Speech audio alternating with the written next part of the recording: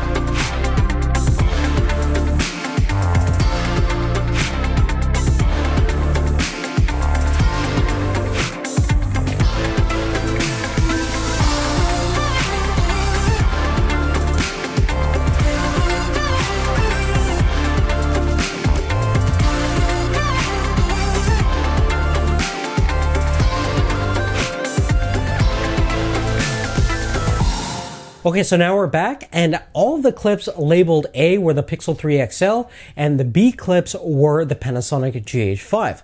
Let's talk about the results that we're getting out of both cameras. Now, if you take a look at this example, you can see that the Pixel 3 likes to overexpose a little bit. Now, we're still getting all the details and the highlights, no problem, which is the main thing. But in terms of clarity and sharpness, in some situations, you can see that the Pixel 3 looks a little bit more sharper and a little bit more crisper than the examples coming out of the Panasonic. But keep in mind, on the GH5, we used a very neutral picture profile, added no sharpening, and post really didn't touch anything in terms of post-production. You're getting the raw photos out of both situations over here, but in terms of the sheer crispness and the overall sharpness, yes, it looks like the Pixel 3 actually looks a little bit sharper in some of those examples, but it's mostly that post-production that we're not actually seeing any more detail that's not being exhibited out of the GH5. Now, in my opinion, I think the GH5 looks a little bit more true to life, looks a little bit more neutral, but I still have to say that the Pixel is really killing it in terms of all that crispy detail. Now let's talk about the portrait mode on the Pixel 3 as it tries to replicate the whole shallow depth of field look that you get from a large sensor camera coupled with a wide open aperture lens. Now the Panasonic GH5 is a micro four thirds size sensor. We also have a speed booster in there coupled with an 18 to 35 millimeter lens that's open up to f1.8. So with this combination, we almost have a super 35 millimeter sensor with a fairly wide open lens. And you can see from this example, the actual area that's in focus on the Panasonic is a lot more shallower and narrower than what we encounter with the Pixel 3, which captures the subject almost entirely in focus, and then there's a gradual fall off of the focus point as it fades into the background, and it looks fairly nice. But if you take a look at the actual out of focus elements or the bokeh effect that you're getting out of the Pixel, it more or less looks like a blurred background, not a whole lot of complexity there. Versus on the Panasonic, you can see that on the lights, the out of focus elements or the blur effect is more circular in nature, which is a natural optical effect created by the aperture opening inside the lens itself. And at this point, to simulate the full spectrum of the optical properties of a specific lens, like the one that we have coupled with the GH5, is still beyond the capabilities of the Pixel 3. Now, in terms of low-light photography, in the standard mode, the Pixel 3 is actually fairly lackluster and nothing special, but it's not until you enable the night sight mode where you see this thing in true action. And Google realized that basically to shoot the best low-light photography possible, you don't want to actually increase the ISO sensitivity. That will just introduce more noise. What you want to do is actually increase the exposure time to shoot long exposure photos. The problem with this is keeping the thing stabilized in time to make sure that there's no motion blur. But thanks to predictive image stabilization technology and a whole bunch of other things that they came up with, the camera actually actively moves and adjusts constantly to your hand position as you're shooting that long exposure in order to eliminate any kind of motion blur. And the results, as you see from the before and after, are really, really impressive. Now, one thing I noticed on the night side mode is that the white balance is a tad bit off compared to what we encounter with the GH5 and even the standard mode. The room that this photo was taken in was lit by a single small incandescent light bulb that had a rating of about 3200 degree Kelvin, and the photo capture with the night side mode is a little bit cooler, has a more bluish hue. Now, obviously this is correctable in post, but it is a tendency that I found with the night side mode nonetheless. And certainly with a dedicated camera or one that you have control over the white balance, you're not going to have that problem right out of the gate. Now, moving forward, let's talk about the 4K video performance. In most circumstances, when you're looking at just pure sharpness and clarity, I think the Pixel 3 is super, super close in terms of delivering a lot of fine detail, and you're going to be hard-pressed to see which one is actually clear unless you're going to do some serious pixel peeping, which in most situations with compressed video on the internet is really not going to happen. Now, technically, the GH5 is far superior in terms of its video capabilities. It can capture color depth at 10-bit 422.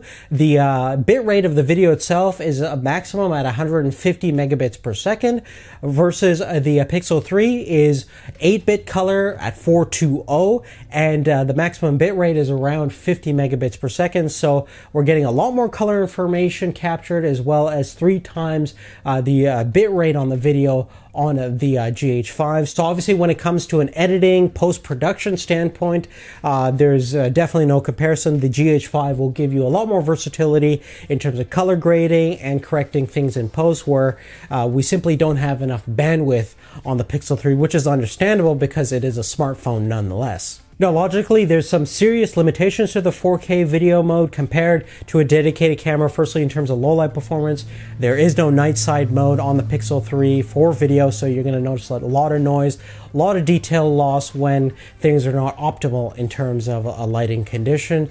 And secondly, there's no portrait photography mode for video mode, so you're never going to get that shallow depth of field look when you're shooting 4K video like you do in the stills mode. So as a stills camera, they're very, very close, but in terms of video capturing capabilities, besides just the sheer clarity that you get from the Pixel, there is a significant difference. And really the underlining reason why anybody would still go with a dedicated camera is obviously if you're doing something at a professional level or semi-professional level, or as a hobby, you want control over your lenses, control over your exposure, whether that be ISO, shutter speed, aperture settings, a whole bunch of other factors. And that's still a really big component of why dedicated cameras are still going to pretty much flourish. Now, a different story is the compact camera world. I think the Pixel 3 really eliminates the use of those small compact cameras. Even a high-end compact camera like the RX100 from Sony is being really threatened by the capabilities of the Pixel 3. And lastly, I kind of say this every year, but the gap between a dedicated DSLR camera or mirrorless camera is becoming very, very small compared to a phone. So next year, perhaps, I might even have to throw out the GH5 and get the Pixel 4 for all my video recording needs. And heck, the phone can pretty much do everything, so I might not even need a computer, and all the tech I would need would be coming out of one device, which could be cool, but kind of scary at the same time. But really on that, guys, that's really it. Hopefully you enjoyed this video, and hopefully gave you some sort of perspective and understanding of what the Pixel 3 can and cannot do. And if you have any specific questions, let me know. Give us a thumbs up if you like this video, and we'll see you real soon. Take care.